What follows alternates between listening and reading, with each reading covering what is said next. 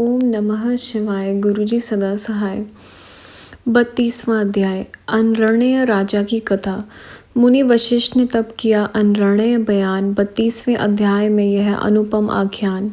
ब्रह्मा जी बोले, हे नारद जी, इस प्रकार अनरणय राजा की बात सुनकर हिमाचल पूछने लगे, हे महर्षि वशिष्ठ जी, अनरणय राजा की हमें पूरी कथा सुनाइए। वह कौन थे, किस वंश में उत्पन्न हुए।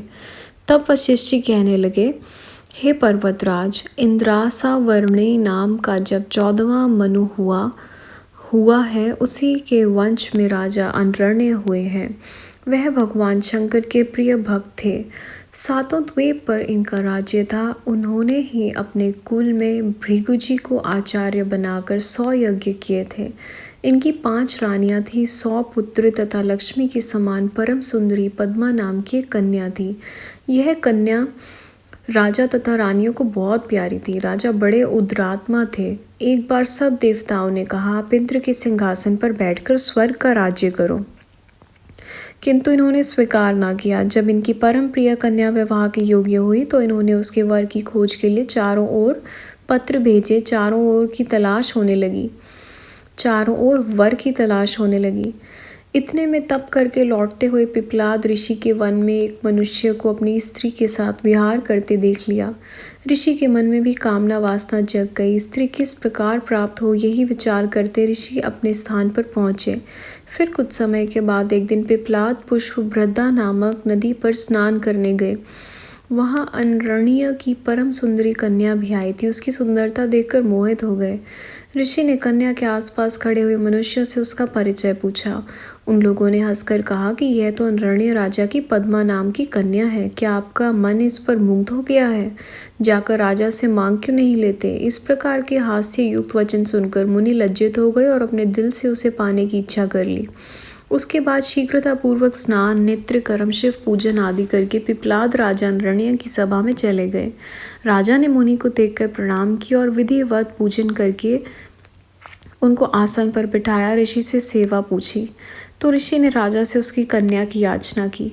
इतना सुनकर वह राजा चुप हो गए। कुछ क्षणों के बाद ऋषि फिर बोले, हे राजन, अपनी कन्या जल्दी ही मुझे दे दो, नहीं तो कुल के साथ तुमको क्षण भर में ही भस्म कर दूंगा।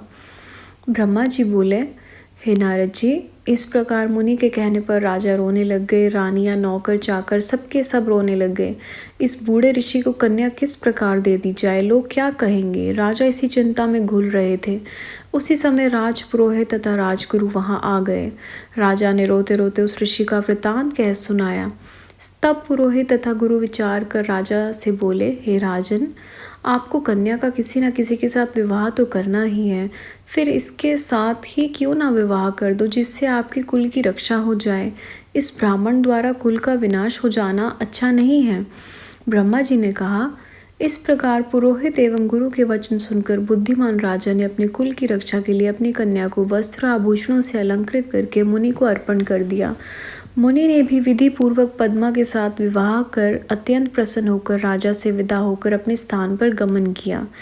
इसी शोक में राजा राजपाट छोड़कर वन में चले और रानी भी वन में चली गई। पति कन्या का स्मरण करके रानी की मृत्यु हो गई। इधर घर में भी सारा परिवार, नौकर चाकर राजा के बिना दुखित हुए।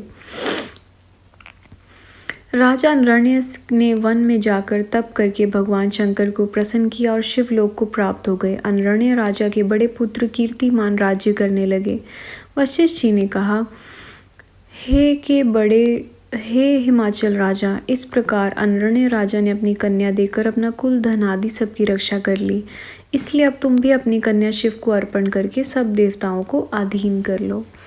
संगत जी, अध्याय यहाँ समाप्त होता है। कुछ भूल चूक हुई हो प्लीज़ माफ़ करिएगा। अगला अध्याय अगली वीडियो में। ओम नमः शिवाय। शिव जी सदा सहाय। ओम नमः शिवाय। गुरु जी सदा सहाय।